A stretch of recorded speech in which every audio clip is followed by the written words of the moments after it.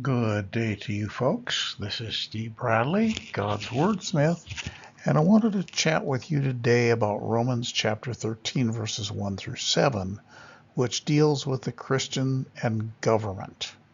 So let's have a look at it. Let every soul, says Romans 13, be subject to the governing authorities, that is, the higher powers in KJV, for there is no authority except from God, and the authorities that exist are appointed by God. Therefore, whoever resists the authority resists the ordinance of God, and those who resist will bring judgment on themselves. For rulers are not a terror to good works, but to evil. Do you want to be unafraid of the authority? Then do what is good, and you will have praise from the same. For he is God's minister to you for good. But if you do evil, be afraid. For he does not bear the sword in vain. For he is God's minister, an avenger to execute wrath on him who practices evil. Therefore, you must be subject not only because of wrath, but also for conscience sake. For because of this, you also pay taxes. For they are God's ministers, attending continually to this very thing. Render therefore to all their due, taxes to whom taxes are due, customs to whom customs, fear to whom fear, honor to whom honor. Now this passage, folks, has raised controversy for ages. The USA, where I live, was born out of not obeying the higher powers, that is, King George. Many of the nations in which people live today were originally born from revolution against either corrupt governments, colonialism and enslavement, or occasionally conquest. I was born in 1945, just shortly before the end of World War II, and so I grew up in the 1960s. They were full of rebellion, talk of revolution in many countries, thoughts of experimentation with differing forms of government, and multiple efforts to change society, quote unquote, for the better. Christians who lived through this time were treated to statements from the pastors and theologians that we must obey the government, which kind of seems strange to a lot of the younger men and women like me, because we knew that the USA was born of revolution. But being Christians, we listened and for the most part obeyed the powers that be. However, the question that Paul is answering is not, should we revolt and change society, but in ordinary circumstances, how should we live? The answer to that is quite clear. Follow the laws of the nation in which you live. Paul and the rest of the Christians of his day lived under the Roman government, and Rome prided itself in its power. Daniel represents Rome as a strange beast with great iron teeth, stomping and crushing everything in its way. So resisting Rome was unwise, but what Paul writes is not about the dangers of resistance, but about the Christian's responsibility to follow the rules of the society in which he or she lives. It's also important not to ask the question, but what about them? That is, meaning other people who don't follow the law. Because you serve the Lord who calls you to follow the laws of your nation, unless they conflict with the word and will of God. Peter's comment in the book of Acts stands forever. We must obey God rather than men. That has always held true. And where the two conflict, God or men, then you must obey God. So here are some principles of daily life under government. Paul enunciates what we must follow as good citizens of the nation in which we live. The first principle is that God appointed rulers and leaders to do what they do. There is no authority except from God, and the authorities that exist are appointed by God. The second principle is that goodness begets approval. Do you want to be unafraid of the authority? Well, do what's good, and you'll have praise from the same, for he is God's minister to you for good. The third principle is that evil begets punishment. If you do evil, be afraid, for he does not bear the sword in vain, for he is God's minister, an avenger to execute wrath on him who practices evil. Now this is why Christians, as good citizens, must follow the law, must do what is right, must live according to the rules of their society, and that includes mundane things like giving respect and paying taxes. So Paul writes, therefore you must be subject, not only because of wrath, but also for conscience sake.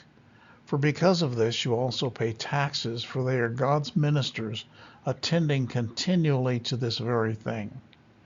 Render therefore to all their due, taxes to whom taxes are due, customs to whom customs, fear to whom fear, honor to whom honor. And all this has to do with ordinary life. As Christians, we live out God's commands in our daily lives and don't give or get trouble. If you read through the qualifications for Christian leadership in the pastoral epistles, that is, Paul's letters to Timothy and Titus, they're much the same.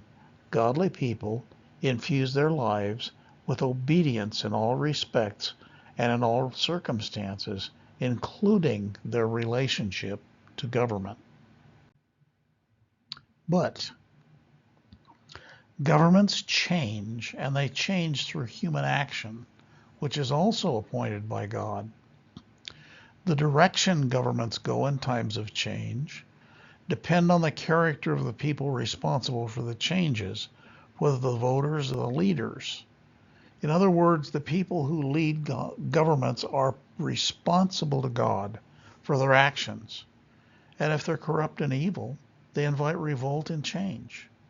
It is a good idea, if you want to know what a bad government is like, to read through the books of Kings and Chronicles in the Old Testament to see what evil results from wicked rulers to see the evil results from wicked rulers who follow false gods, and to see what good follows good rulers. And in general, good rulers invite prosperity and blessing. Not always, because some of them are stupid, but normally they do. Evil rulers invite evil of all imaginable kinds. Now, in the USA and certain other countries, we live in a land where our leaders get voted in. So we are responsible for the leadership we select. And this is a big problem here in the US because of voter and voting fraud. So some of that responsibility is not ours. But I think very carefully about whom I vote for, and I consider what they will bring to the country. And sometimes I have to vote for the lesser of two evils, but I always vote. It's necessary for us to know the news, that is the truth of it, not just whatever people tell us in their opinions, to be sure that we are not deceived by bad actors, either in news or media. And it's also necessary for us to put God first in voting. For example, and I apologize if you've heard me on this before, many politicians of a particular party want to be able to abort infants up until the moment of birth. And of course, that existed before the current Congress. Actually, before the Republicans took hold of Congress. In addition, many of these politicians are nominally Roman Catholic. Folks, if I were a Catholic priest and I could, I would excommunicate every one of these people, deny them communion, and tell my congregation not to vote for anyone who wanted that kind of rule for abortion. I'm not Catholic nor a priest, but I cannot for the life of me understand why any pastor of a church that claims to believe in Jesus Christ would recommend a vote for such evil. pastors in certain parts of the Southern Baptist Convention in 2020 recommended a vote for Joe Biden. And I'm looking at this and just saying to myself, how could you possibly do this? You're responsible to God. And Psalm 139 tells us quite clearly that life begins long before a baby's born. Now, voting for someone like this is really no different than the Old Testament practice of making one's children pass through the fire to Moloch, which was a horrible practice. Basically, they took the little babies and they put them alive into the red-hot arms of this false god, this idol, and burned them alive as human sacrifice, with their parents' and the idolatrous priest's approval. Could you vote for a person like that? I cannot, and I will not.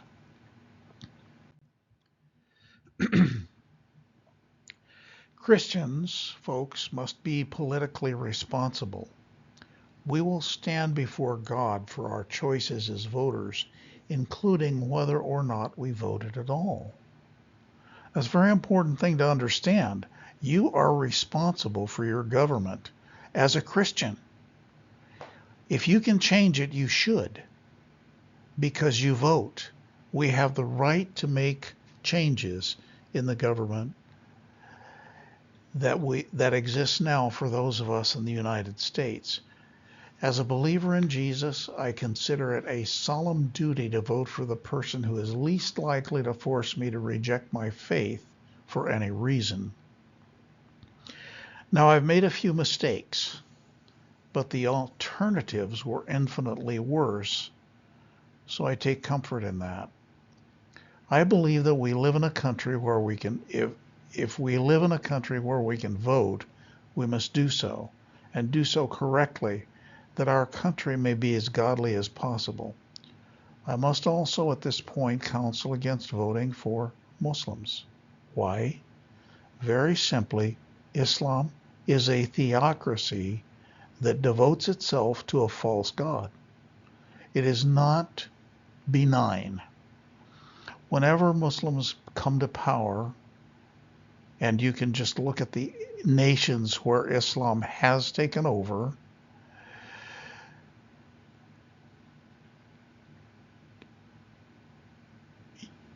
it is so awful, because all you have to do is look at these nations. Any Christian is known as an infidel. Women are property. And this is actually kind of weird, because Muslims deny Jesus Christ, so they are the true infidels. Muslims will seek to take control by force and convert the nation to their religion the same way. One only has to look at what's been happening in Europe for the last generation to understand what happens when Muslims take power. If you vote for a Muslim, you are putting a noose around your neck or your children's necks. I also counsel against voting for anyone who is even silently opposed to your values. Such people counsel tolerance, but all they mean is you tolerate them, not the other way around. They will not tolerate you. And that's been proven in history over and over again. Now, one final word. Jesus Christ is coming back. As John wrote, he comes with the clouds, and he will set up his kingdom, which will rule forever and ever, as Daniel tells us in Daniel chapter 2, verse 44. And in the days of these kings, the God of heaven will set up a kingdom which shall never be destroyed, and the kingdom shall not be left to other people. It shall break in pieces and consume all these kingdoms, and it shall stand forever. Jesus is returning to set up his kingdom. Prior to this will be a time of great upheaval and terrible events, but those who truly follow him and do not give up will prevail. The king is coming, folks. Daniel says, I watched till thrones were put in place, and the Ancient of Days was seated. His garment was white as snow, and the hair of his head was like pure wool. His throne was a fiery flame, its wheels a burning fire. A fiery stream issued and came forth from before him. 1,000 thousands ministered to him. 10,000 times 10,000 stood before him. The court was seated and the books were opened. I watched then because of the sound of the pompous words which the horn, that is the Antichrist, was speaking. I watched till the beast was slain, and its body destroyed and given to the burning flame. As for the rest of the beasts, they had the dominion taken away, yet their lives were prolonged for a season and a time. I was watching the night visions, and behold, one like the Son of Man, coming with the clouds of heaven. He came to the Ancient of Days, and they brought him near before him. Then to him was given dominion and glory and a kingdom, that all peoples, nations, and languages should serve him. His dominion is an everlasting dominion, which shall not pass away, and his kingdom the one which shall not be destroyed. God bless you, folks. This is Steve Bradley, God's Wordsmith, signing off for this time, and I'll see you soon.